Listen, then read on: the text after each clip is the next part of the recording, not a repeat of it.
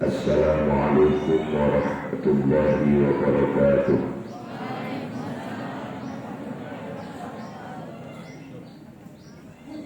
Bismillahirrahmanirrahim.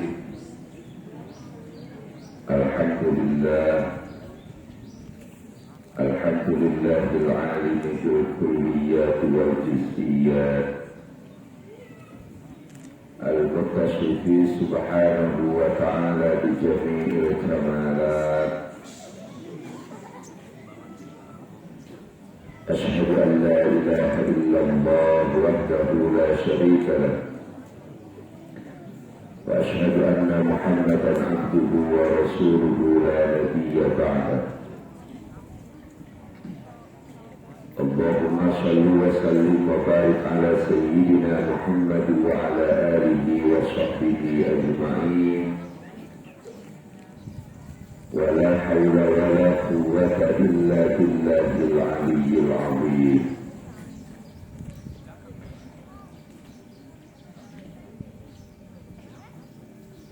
Qala Allah ta'ala fi kitabihil karim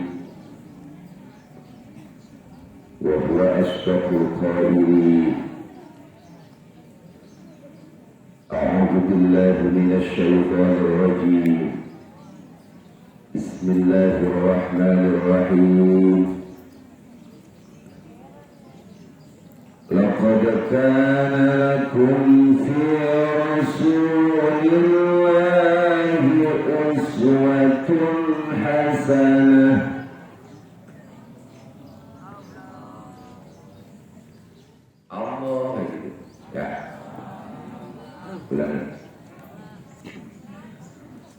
لقد كان لكم في رسول الله أسوة حسنة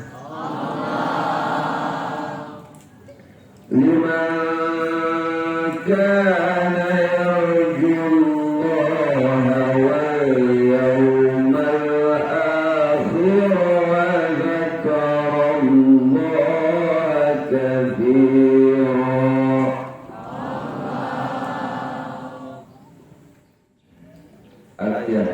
وقال النبي صلى الله عليه وسلم إنما بعثت لأتمم مكارم الأخلاق.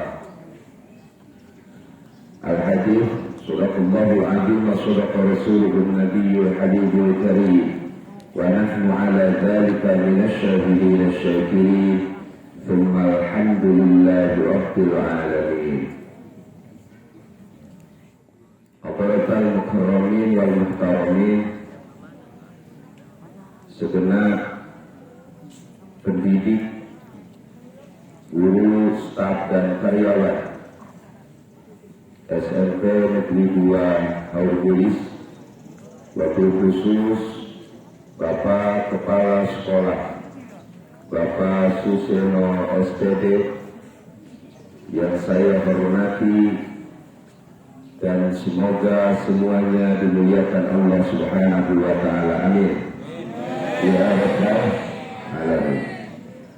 Anak-anakku, siswa-siswi SMP Negeri 2 Haurgulis yang hadir pada kesempatan pagi hari ini, yang saya banggakan dan saya cintai. Pertama, marilah kita panjatkan puji dan syukur kehadirat Allah Subhanahu wa ta'ala atas perkenannya. Alhamdulillah wa syukur ala ni'amillah.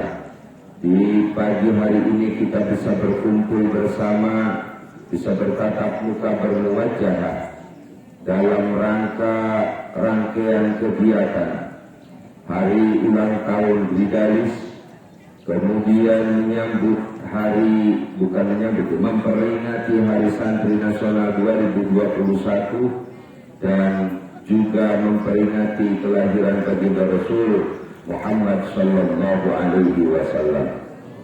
Semoga kita semua mendapat keberkahan dari Allah Subhanahu wa ta'ala. Amin ya rabbal alamin.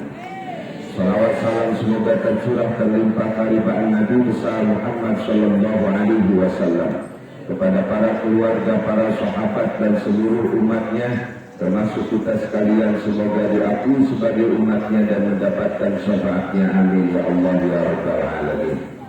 Bapak Ibu guru yang saya hormati, anak-anakku yang saya cintai, hari ulang tahun Gridalis kita peringati pada kesempatan hari ini. Kita memohon kehadirat Allah Subhanahu wa Ta'ala, semoga kita semua segenap sivitas akademika SMP Negeri 2 Haurgelis mendapatkan keberkahan dari Allah. Zaman sekarang lagi musim Covid merebak di mana-mana. Info terbaru setelah pembelajaran tatap muka diberlakukan di daerah Bandung, daerah mana? Daerah mana? Di daerah Bandung ada 35 siswa yang kemudian terindikasi positif COVID-19. Dan semoga hal itu cepat berlalu, tidak kemudian nyampe ke Haurgelis. Semoga kita semua sehat-sehat saja. Amin. Amin ya Allah ya Rabbal Alamin. Anak-anakku sekalian, ulang tahun yang diperingati secara dengan model seperti ini, ulang tahun yang di dalamnya ada doa-doa yang kita panjatkan, ada majelis ilmu yang kita perdengarkan, ada lantunan sholawat yang kita lantunkan. Maka insya Allah ulang tahun model seperti ini, ulang tahun yang sesuai dengan ajaran agama, sesuai dengan aturan agama Islam. Dan kita berharap semoga Gridalis tambah maju, siswa-siswanya tambah soleh-solehah, tambah pintar, kita semua mendapatkan keberkahan dari Allah. Amin ya Allah ya Rabbal. Kalau ada orang-orang yang kemudian ngerayain ulang tahun di rumahnya masing-masing, undang teman, undang kerabat, boleh. Tetapi kalau tidak ada lantunan doa di situ, kalau tidak ada kalimat-kalimat thayyibah yang dibacakan di situ, kalau tidak ada lantunan sholawat yang dibacakan di situ, seolah-olah hal tersebut merupakan perkara yang lago, perkara yang percuma. Bagaimana tidak percuma? Coba Anda pikirkan. Buat apa cari telur yang harusnya dimasak, digoreng, kemudian dimakan enak? Ini cari telur ditambah dengan tepung, kemudian dilempar-lemparin. Ada yang seperti itu? Ada yang seperti itu? Itu mubazir. Padahal Allah dalam Al-Quran menjelaskan, innal mubadzirina kanu ikhwanas syayatin. Orang-orang yang memubadzirkan sesuatu, yang biasa memubadzirkan, orang-orang yang biasa tidak memanfaatkan dengan pas, dengan tepat, ikhwanas syayatin, orang tersebut termasuk golongan, naudzubillah, golongan setan. Semoga kita tidak termasuk seperti itu. Jadi anak-anakku, kalau anak-anakku sekalian, mohon maaf saya mau berdiri, kalau anak-anakku ulang tahun, gak usah lah lempar-lempar tepung, lempar-lempar apa itu namanya, lempar-lempar telur, senang bunga ya, bangga berbahagia dilempar-lempar, laku lah itu. Belilah makanan, sodakokan sama teman-teman kita. Belilah makanan, kemudian sodakokan sama fakir miskin, sama orang-orang yang tidak mampu. Itu akan lebih bermanfaat bagi kita daripada lempar-lempar tepung. Ada lagi kebiasaan beli boyu, kemudian di atasnya ditaruh apa tuh namanya? Lilin. Lilinnya kemudian dinyalain. Habis dinyalain kemudian ditiup lagi. Saya kok rada kurang bisa mencerna ya. Kalau mau ditiup ya juga jangan dinyalain. Udah dinyalain capek-capek dinyalain, kemudian diempos lagi ditiup. Tadi udah jangan dinyalain lagi kalau mau diempos mah. Ada yang seperti itu? Banyak ya. Mulai juga terus kembang-kembang. Happy birthday to you, makan kue bolu, malam minggu mati lampu, kasihan deh Allah.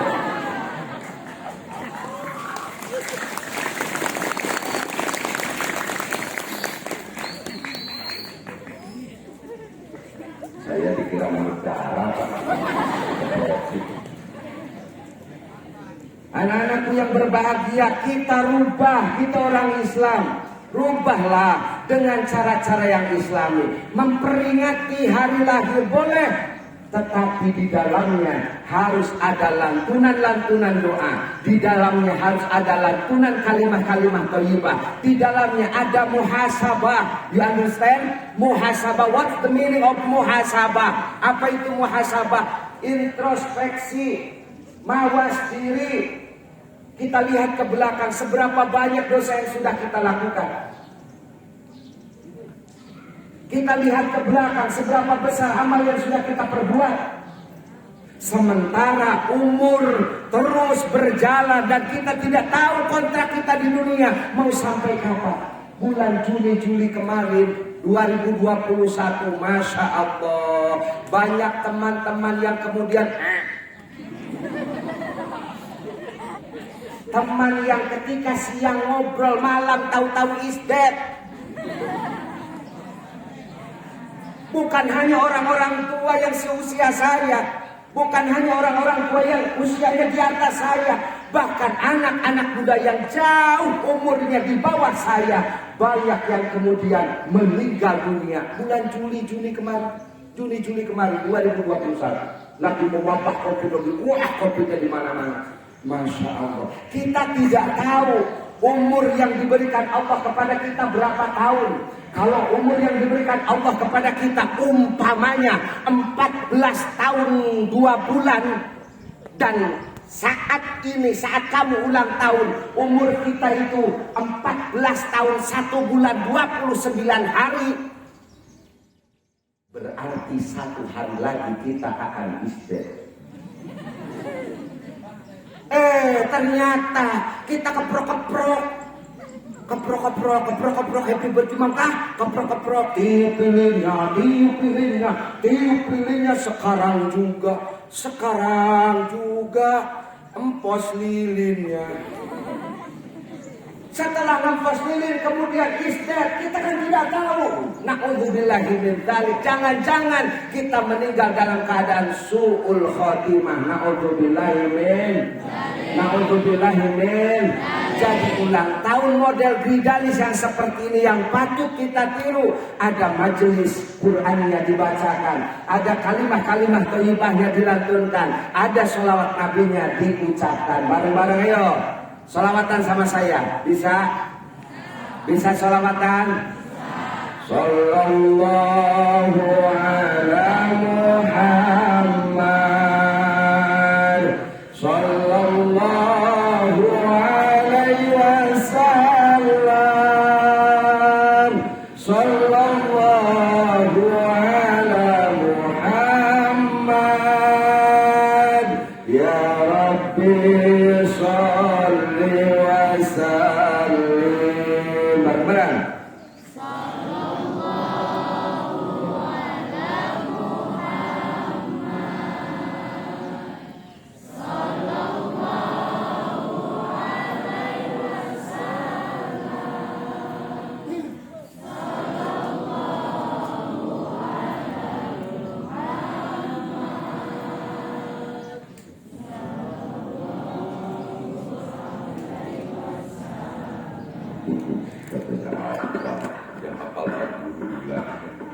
Anak-anak yang berbahagia itu yang pertama. Materi kita yang pertama ulang tahun Gridalis.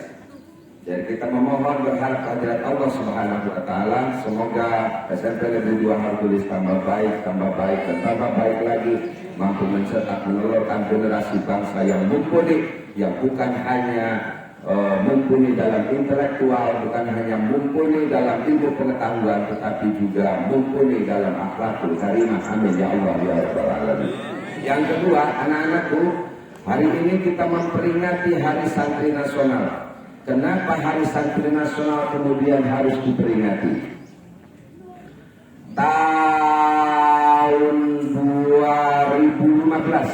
Presiden Jokowi menetapkan tanggal 22 Oktober sebagai Hari Santri Nasional. Tentunya bukan tanpa alasan.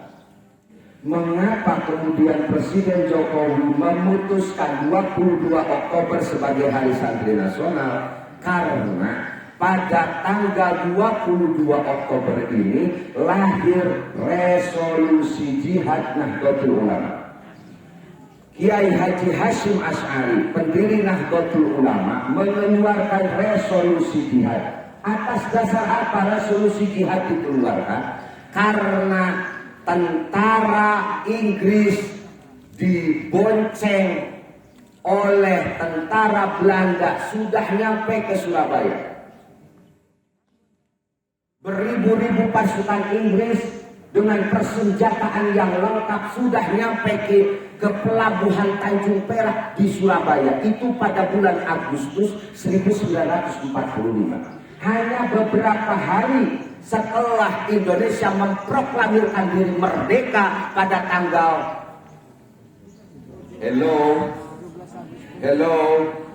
Indonesia merdeka pada tanggal tahun proklamasi dibacakan di mana? Di Jogja. Proklamasi dibacakan oleh siapa? Proklamatornya siapa? Proklamator. Jangan pura-pura lah, pura-pura dalam perahu, pura-pura tidak mau, pura-pura tidak tahu. Siapa? Insinyur Soekarno dan Dr. Andes Muhammad Hatta di Jalan Pegangsaan Timur Jakarta diproklamasikan kemerdekaan Indonesia tanggal 17 Agustus 1945. Gak lama setelah Indonesia memproklamirkan diri, hanya beberapa hari, beberapa minggu, gak nyampe 1 bulan, di akhir Agustus tentara Inggris sudah datang ke Surabaya dan mereka rencananya mau menjajah kembali Indonesia. Maka terjadi perlawanan dari masyarakat Surabaya. Tetapi kemudian Presiden Soekarno keder. Presiden Soekarno bingung. Kenapa bingung? Mereka tentara Inggris membawa persenjataan yang lengkap. Membawa persenjataan dari mulai senapan yang sudah senapan mesin sampai senapan otomatis, sampai meriam, sampai wah senjata hebat-hebat. Disebut akan disiram pada ngerti. Sementara kita orang Indonesia tentaranya udah masih sedikit, tentara nasional Indonesia itu baru sedikit. TNI itu kan baru kemarin 5 Oktober itu. 5 Oktober ulang tahun TNI, baru 5 Oktober ada tentara Indonesia resmi itu. Sebelumnya belum ada tentara resmi Indonesia. Dan baru 5 Oktober tahun 1945 TNI baru dinyatakan berdiri di Indonesia. Sebelumnya belum ada tentara resmi Republik Indonesia. Masih ya masyarakat lah gitu, masyarakat yang membawa senjata melawan Jepang, melawan Belanda sebelumnya, dan termasuk melawan Inggris yang datang dengan Belanda ke Surabaya ini. Maka Presiden Soekarno datang kepada sesepuh, kepada Kiai Haji Hasyim Asy'ari, meminta fatwa bagaimana saya harus menghadapi tentara Inggris yang kayaknya mau menjajah kembali Indonesia. Akhirnya keluarlah resolusi jihad. Kiai Haji Hasyim Asy'ari mengumpulkan ulama-ulama NU se-Indonesia. Kebetulan rencananya tanggal 21 Oktober, tetapi telat karena nunggu kiai-kiai dari Cirebon, dari Majalengka, dari Indramayu yang belum datang ke sana. Kiai dari Cirebon dan sekitarnya wilayah 3 ini baru datangnya tanggal 22. Maka resolusi jihad Nahdlatul Ulama ditetapkan 22 Oktober. Kenapa Kiai Haji Hasyim Asy'ari dan ulama-ulama nunggu ulama dari Cirebon? Karena dari wilayah 3 Cirebon, dari Cirebon, Majalengka, Kuningan, Indramayu, itu orangnya hebat-hebat, ulamanya hebat-hebat. Salah satunya Kiai Haji Muhammad Amin, Babakan Ciwaringin Cirebon. Anak kapal perang Belanda di atas. Nganggo ketepel. Nganggo ketepel. Dus, bu. Bukan pakai senjata. Bukan pakai ketepel. Saya enggak pakai ketepel. Belum lagi yang membunuh Jenderal W.S. Malabi. Anda tahu siapa? Kiai Solihin, anaknya Kiai Muhammad Amin. Kiai Solihin itu membunuh Jenderal W.S. Malabi hanya dengan 2 jari. 2 jari. 2 jari. Duduk dirogok matanya, duduk. Hanya dengan 2 jari. Dia datang nyamper, ditembakin sama siapa tuh? Sama pengawal Malabi, ditembak sama Malabi. Nggak tedas itu apa ya? Nggak tembus. Kemudian tenggok ke W.S. Malabi, kok kayak orang geletak isdeh. Jadi anak-anakku, tidak akan terjadi peristiwa 10 November. Perlawanan masyarakat Surabaya dan sekitarnya kepada tentara Inggris kalau seandainya tidak ada resolusi jihad Nahdlatul Ulama. Karena orang-orang zaman dulu begitu taat dan patuh kepada ulama. Mudah-mudahan termasuk kita sekalian. Amin ya Allah ya Rabbal. Ya, ketiga.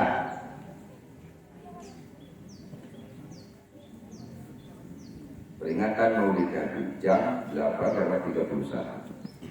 Sebentar saja ya, kasihan anak-anakku yang sebelah sini sudah mulai panas. Nabi kita itu namanya Nabi Muhammad. Nabinya orang Islam itu namanya Nabi Muhammad. Nabi Muhammad itu afdolul khalqi, makhluk yang paling utama. Makhluk yang paling utama. Makhluk yang paling mulia, Nabi kita Muhammad SAW. Nabi kita lahir dari seorang ibu yang bernama, ibunya siapa ibunya? Siapa? Aminah. Ayahnya siapa? Abdul. Tapi anak-anakku, Kanjeng Nabi itu prihatin dari sejak kecil. Karena usia kandungan ibunya, beliau masih di dalam perut ibunya usia 2 bulan, ayahnya meninggal dunia. Berarti Nabi lahir dalam keadaan yatim alias tidak punya ayah. Begitu lahir pamannya sangat senang dan gembira, Abu Lahab. Salah satu tokoh Quraisy, pamannya Nabi yang namanya terdapat dalam Al-Quran dilaknat itu karena menentang Nabi setelah dewasanya. Ketika Nabi lahir senang, bangga, berbahagia karena punya ponakan. Ponakan yang bukan sekedar ponakan. Ponakan yang anak-anakku sekalian yang wajahnya sangat cemerlang. Karena senang dan bahagia, Abu Lahab kemudian membebaskan budaknya. Budaknya yang bernama Suwaibah al-Aslamiyah dibebaskan dan disuruh menyusui Nabi. Jadi pertanyaannya, kalau siapa yang menyusui Nabi pertama kali? Jawabannya Suwaibah al-Aslamiyah. Beliau adalah budaknya Abu Lahab yang dibebaskan karena senang dan gembira kelahiran lahirnya ponakannya, yaitu Sayyidina Muhammad sallallahu alaihi wasallam. Atas dasar itu, satu keterangan menyebutkan Abu Lahab walaupun di Al-Quran dilaknat, setiap hari kelahiran Kanjeng Nabi, setiap hari Senin, Abu Lahab dibebaskan dari siksaan di alam kubur. Ini yang bisa mengkantor orang-orang yang tidak sepakat atas peringatan hari kelahiran Nabi. Kita bisa mengkantor itu. Logikanya. Saya punya anak saya lahir, saya berbahagia. Padahal anak saya belum tentu seperti saya kasetnya. Padahal anak saya belum tentu seperti saya pinternya. Padahal anak saya belum tentu seperti saya gagahnya. Bagaimana tidak gagah? Bagaimana tidak hebat? Bagaimana tidak menarik dan menawan hati? Perut saya segini hebatnya.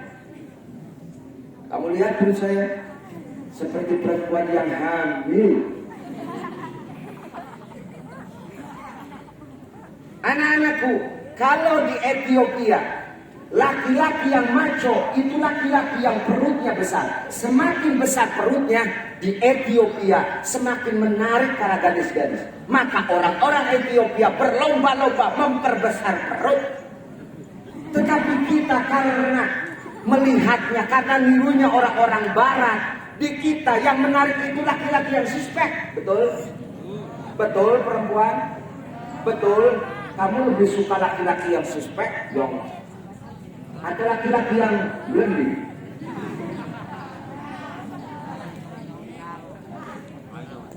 Saya yang ketika lahir anak saya belum karuan hebat saja senang. Apalagi kelahiran Nabi yang sudah jelas-jelas hebat. Kenapa kita tidak senang? Orang itu Nabi kita. Paham betul, Pak? Betul. Paham? Paham? Anak-anakku yang berbahagia, Kanjeng Nabi kembali lahir dalam keadaan yatim. Dan setelah disusui Suwaibah al-Aslamiyah, kemudian karena budaya orang-orang Arab yang menyusui itu adalah orang-orang Bedui, maka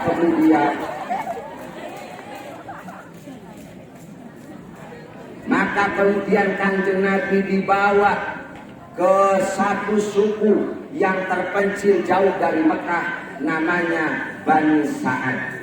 Disusui oleh Siti Halimah. Maka Siti Halimah terkenal dengan Siti Halimah As-Sa'diyah, karena Siti Halimah dari Bani Sa'ad.